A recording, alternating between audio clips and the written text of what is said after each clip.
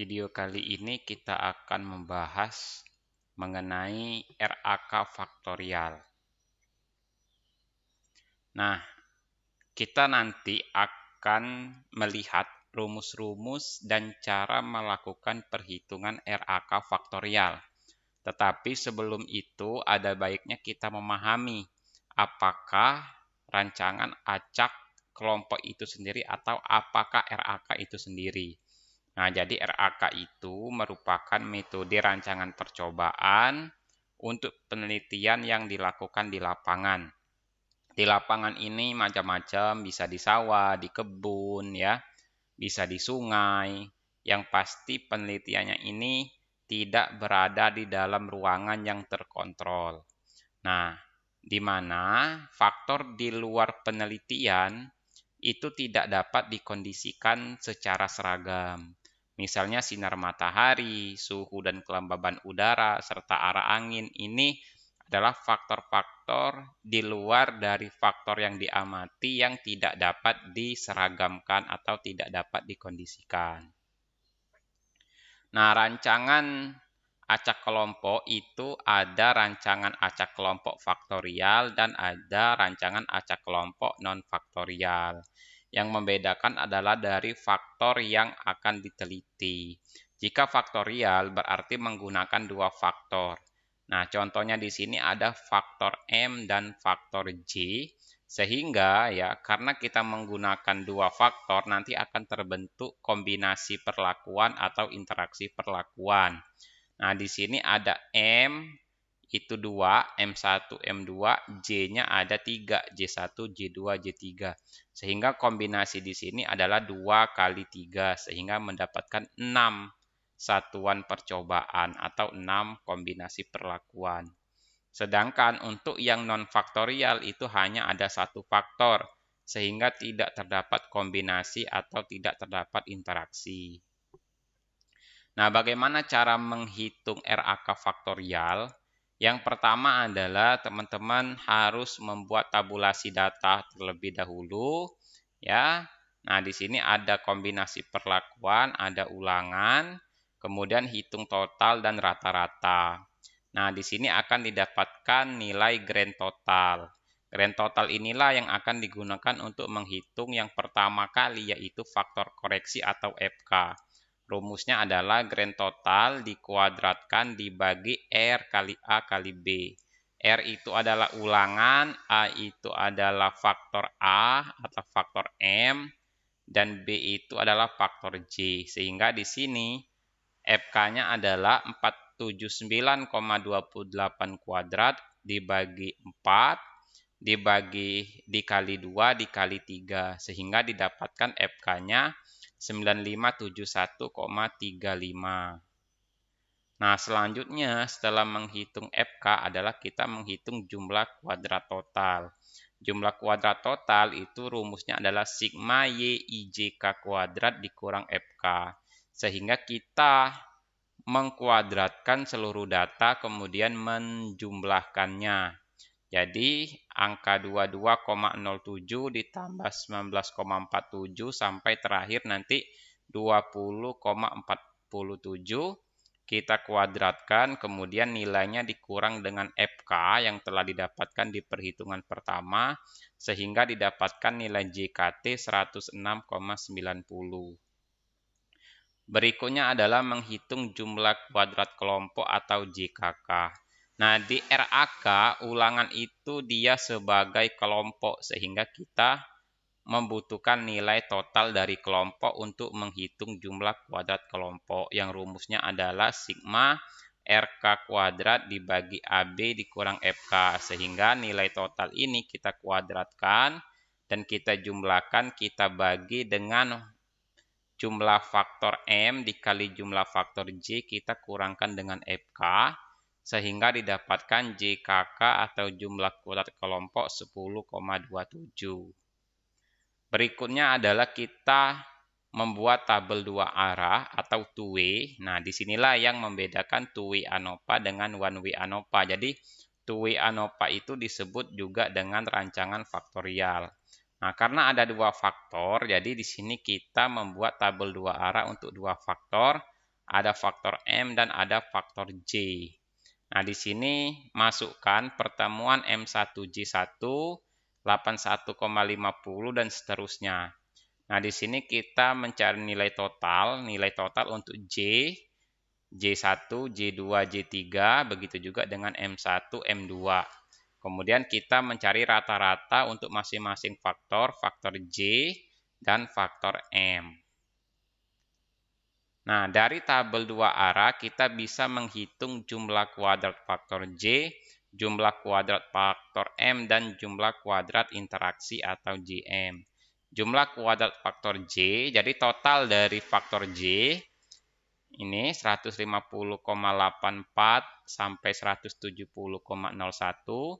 Kita kuadratkan, kita jumlahkan, kita bagi, pembaginya adalah ulangan dikali banyaknya faktor M. Faktor M ada 2, dikurang dengan FK sehingga didapatkan nilai JKJ itu 23,30. Kemudian kita menghitung jumlah kuadrat faktor M ya. Nah, ini faktor M, ini ada totalnya, jadi kita kuadratkan, kita jumlahkan. Pembaginya adalah ulangan dikali banyaknya faktor J ada 3, dikurang FK, sehingga jumlah kuadrat faktor M dapat 0,75. Kemudian kita menghitung jumlah kuadrat interaksi atau kombinasi MJ. Nah, di sini rumusnya adalah sigma YIJ kuadrat dibagi R ulangan dikurang FK dikurang JKM dikurang JKJ, sehingga JK interaksi atau JKMJ itu 81,50 kuadrat sampai 87,38 kuadrat dikuadratkan, dijumlahkan, dibagi dengan ulangan 4, dikurang dengan FK, dikurang dengan JKJ yang kita dapat, dikurang dengan JKM, kemudian dikurang dengan JKJ. JKM-nya 0,75, JKJ-nya 23,30, sehingga JK interaksi MJ itu 21,81. Nah, kemudian selanjutnya kita menghitung jumlah kuadrat galat atau JKG.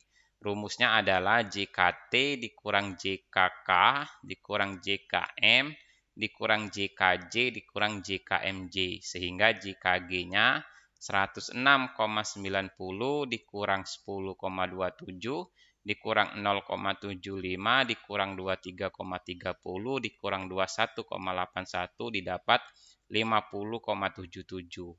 Setelah ini kita dapatkan, baru kita rekap hasil yang kita hitung ke tabel ANOVA dan lakukan interpretasi. Nah, untuk sumber keragamannya kita ada kelompok, kita ada faktor M, faktor J, interaksi MJ, galat, dan total. Untuk derajat bebas itu adalah jumlah dikurang 1. Jumlah kelompok atau ulangannya 4 dikurang 1, 3. Jumlah faktor M ada 2 dikurang 1, 1. Jumlah faktor J itu ada 3 dikurang 1, 2. MJ tinggal kalikan DBM dan J 1 kali 2 didapat 2. Galat itu rumusnya adalah jumlah dari faktor M dikalikan dengan faktor J.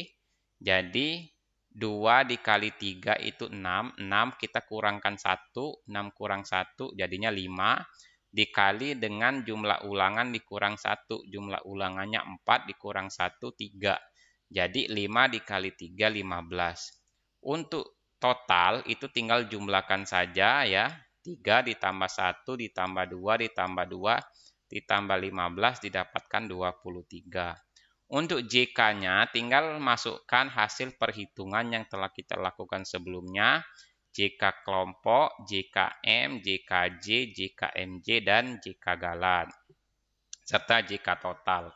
Untuk KT rumusnya adalah jumlah kuadrat dibagi dengan derajat bebas. 10,27 dibagi 3 dapat 3,42. Begitu juga dengan JK galat 50,77 ya. Dibagi 15 dapat 3,38. F hitungnya ini adalah jumlah dari F hitung ini adalah nilai dari kuadrat tengah dibagi kuadrat tengah galat. Contoh F hitung kelompok itu adalah 3,42 dibagi 3,38 dapat 1,01, yang M 0,75 dibagi 3,38 dapat 0,22, yang J 11,65 dibagi 3,38 dapat 3,44, yang interaksi 10,90 dibagi 3,38 dapat 3,22. Nah, kemudian kita melihat di tabel F, ya. Nah, di tabel F kita mendapatkan nilai F tabel 5% dan 1% untuk kelompok faktor perlakuan, ya, terlihat. Nah, di sini untuk menginterpretasi data, teman-teman bandingkan nilai F hitung dengan F tabel 5% dan 1%.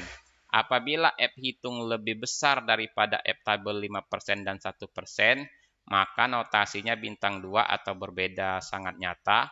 Apabila F hitung hanya lebih besar daripada F tabel 5%, maka bintang 1 atau berbeda nyata. Apabila F hitung lebih kecil daripada F tabel 5%, maka notasinya tidak berbeda nyata. Dan di data ini tidak berbeda nyata, ya, karena F hitung lebih kecil dari F tabel 5%. Nah, karena tidak berbeda nyata, tidak perlu kita lakukan uji lanjut atau kesimpulannya itu cukup sampai analisis of varian atau ANOVA saja. Nah, untuk video bagaimana cara melakukan uji lanjut, uji BNJ, BNT, dan Duncan itu sudah saya buat di video saya sebelumnya. Demikian, ya, terima kasih teman-teman atas supportnya. Jangan lupa like, komen, share video ini, ya, jika bermanfaat bagi teman-teman, dan wassalamualaikum warahmatullahi wabarakatuh.